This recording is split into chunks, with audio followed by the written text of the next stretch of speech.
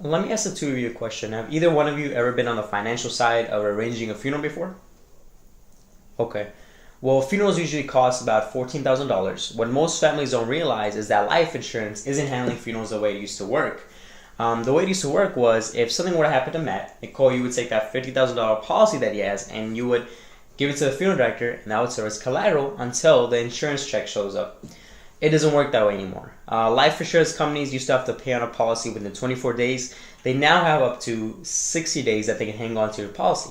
Why do you think that is? Interest.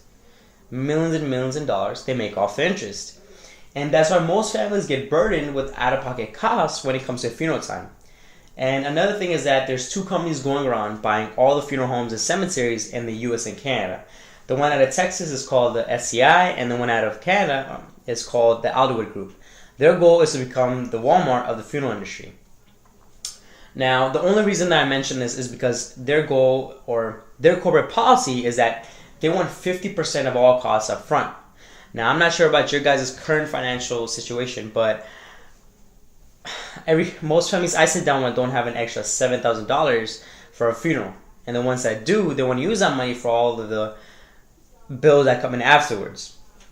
This is why they come up with this. This is called the Freedom of Choice Certificate. The way this works is, Nicole, if anything were to happen to Matt, doesn't matter how, when, where, or why. It could be tomorrow, God forbid. It could be 50 years from now. It could be from cancer, disease, or anything in between. It doesn't matter.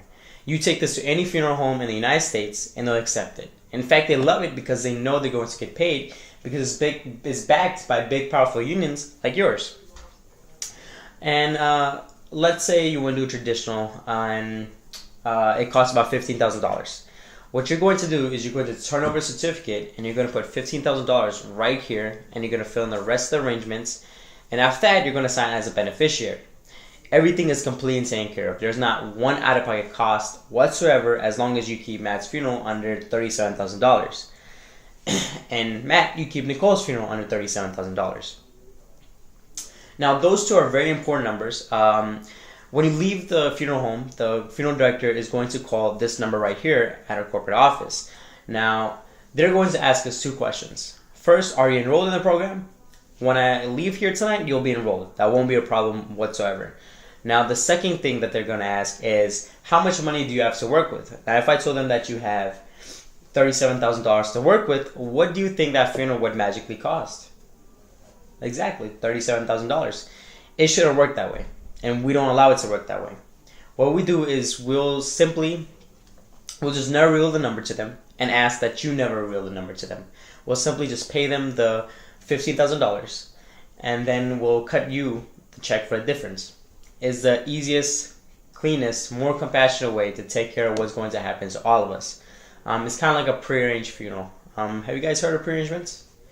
They're very good in concept. Everything is taken care of prior to death. This is the exact same thing, except it's permanent and portable. You're not locked to one specific funeral home. And a prearrangement can cost up to $100 a month, and it only has the amount of money that you paid into it. And here's a check. Here's a blank check for $37,000 for the both of you. You each have this certificate. Does that make sense to you guys? Awesome. Do you see how important it is to? Awesome. Okay, perfect.